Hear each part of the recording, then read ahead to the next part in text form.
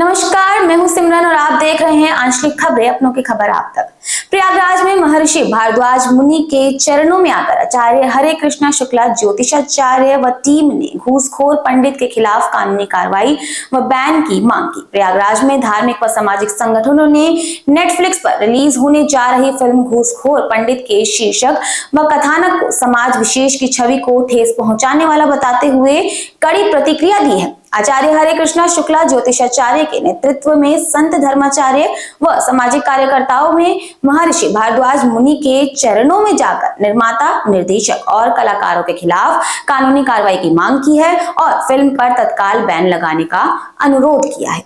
प्रदर्शन कर रहे हैं, क्या मांगे आप लोगों की, क्या है? पहली बात तो आप इतिहास समझ लीजिए। हमारा ये ऋषियों का देश रहा है, रामकृष्ण का देश रहा है, आचार्य शंकर का देश रहा है, कौटिल्य का अर्थशास्त्र प्रसिद्ध रहा है।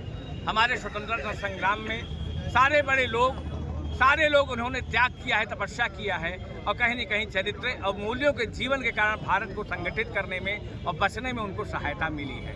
यही नहीं, हमारे स्वतंत्रता संग्राम के बाद जो विचारधारा भारत में आई है संघ के माध्यम से, कहीं न कहीं भारत को जोड़ने वाली सनातन संस्कृति के मूल्य और चरित्र की कहीं न कहीं हर जगह दिखाई देता है।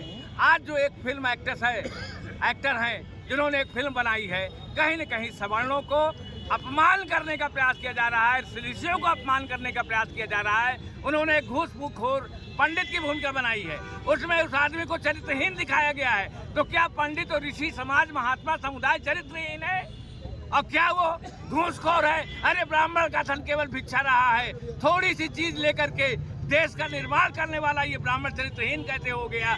जिस तरह से आज देश में हो रहा है, किसी युग में कभी नहीं हुआ। जिस युग में ब्राह्मणों को सताया जाएगा, अपमानित, आज सबसे बड़ी यहाँ पर सॉफ्ट कास्ट हो चुकी है कि किसी भी व्यक्ति को कुछ भी बोल दो, धर्म के बारे में बोल दो, ब्राह्मणों के बारे में बोल दो, अब पैसा कमाओ, ये नहीं चलेगा भारत में। सारे भारत के संविधान के अनुसार सबको समानता का अधिकार है, तो बॉलीवुड कैसे छूट सकता है? इनको, ये अपराधी है समाज के, इनको इनकी जगह पर पहुंचने की जरूरत है। हमारा देश चरित्र की राजनीति करता है, हमारा देश चरित्र का जीवन बिताता है। राम का जीवन मर्यादाओं का जीवन रहा है, कृष्ण का जीवन चरित्र का जीवन रहा है, हमारे ऋषि मुनियों का जीवन चरित्र का रहा है। हमको सीख लेने स्वतंत्रता संग्राम सेनानियों को, जिन्होंने हंसते हंसते अपने प्राण की बाजी पे लगा दी चरित्र के आधार पर। ये कौन लोग हैं जो इस सनातन परंपरा को बदनाम करने का प्रयास कर रहे हैं, हमारे समाज के बीच भेद डाल रहे हैं? समाज के किसी भी व्यक्ति पर अगर कोई अपमान होता है भारत में, तो उसको रोकने की जरूरत है। सबके लिए कानून लाया जाए। किसी भी जाति का, किसी भी धर्म का, किसी वर्ग का कोई अपमान करता है तो सुप्रीम कोर्ट किस लिए, संविधान किस लिए, सरकारें किस लिए हैं? सबको संविधान के कटघरे में खड़ा किया जाना चाहिए और उनके साथ न्याय होना चाहिए।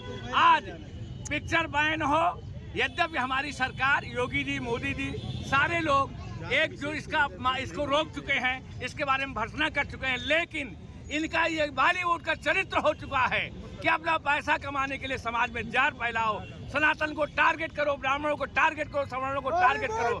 ये बंद होना चाहिए किसी भी कीमत पे देश। धन्यवाद। फिलहाल के लिए इतना ही। ऐसे ही और तमाम अपडेट्स के लिए आप बने रहिए आंचलिक खबरों के साथ।